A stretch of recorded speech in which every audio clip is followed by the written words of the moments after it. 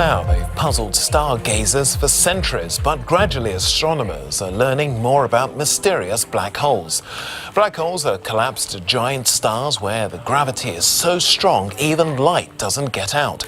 Now, an international team of scientists has captured the first real image of a black hole said to be 3 million times the size of Earth. The photo is of Sagittarius A, the supermassive black hole that's at the center of our Milky Way galaxy. We now know clearly that black holes drive large-scale structure in the universe from their home in these galaxies. And we now have an entirely new way of studying general relativity in black holes that we never had before. And as with all great discoveries, this is just the beginning. Joining us now is CBS space consultant Bill Harwood. Bill, thank you so much for joining us. First, can you explain what exactly are we looking at when we look at that image that we're told is a black hole? What is a black hole?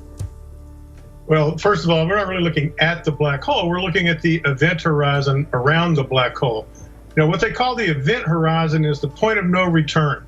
You know, a black hole has such concentrated gravity that nothing can escape it, not even light.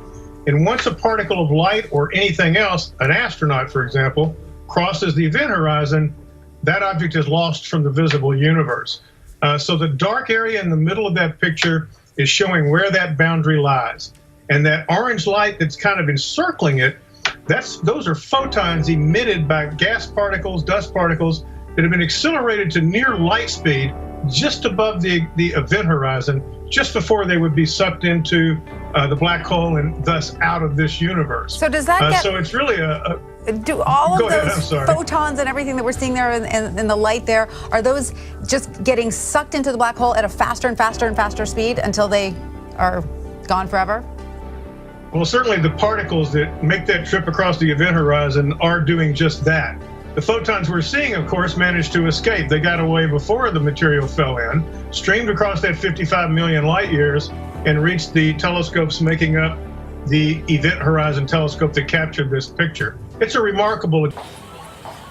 It really is a massive, massive moment for people in astrophysics. I mean, I got a sense of that while talking to some of them under this strict embargo concerning the release of the image today. In the last few days, I've been speaking to some of them, and you see the emotion in their eyes. They're incredibly excited about this. There's kind of a before and after in their careers. Just think about this. They've taken an image of the supermassive black hole in the galaxy M87, 55 million light years away from Earth. It is an object they knew was there, but they weren't able to see. And using this Event Horizon telescope, they've managed to actually create this image, a real image of a supermassive black hole. I think. Well, for more on this amazing story, I'm joined by our space science and technology correspondent, Jeremy Wilks. Jeremy, good to see you there. Just how big a breakthrough is this for the world of astrophysics? We physicists have waited 100 years since 1916 for this photograph. This photograph is the smoking gun. First of all, the black disk in the center is the event horizon, the point of no return. You fall through that event horizon and you never come out. It's like a cosmic roach motel. Everything checks in, nothing checks out. In fact, our solar system could be devoured for lunch by this black hole, and the black hole wouldn't even burp.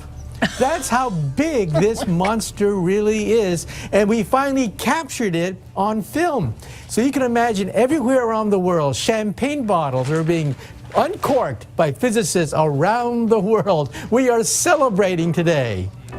Holes are one of the most extreme predictions of the theory of general relativity.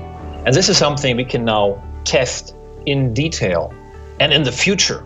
And this is so important because the two most fundamental theories of our universe, quantum physics, which describe the small things, and relativity, which describe the big universe and the big scales, they don't go together at the event horizon, and something has to happen there. Well, whether we were able to see what goes wrong, I don't know, but maybe eventually at some point we'll find out how to bring these two theories together. Jeremy, quite amazing comment.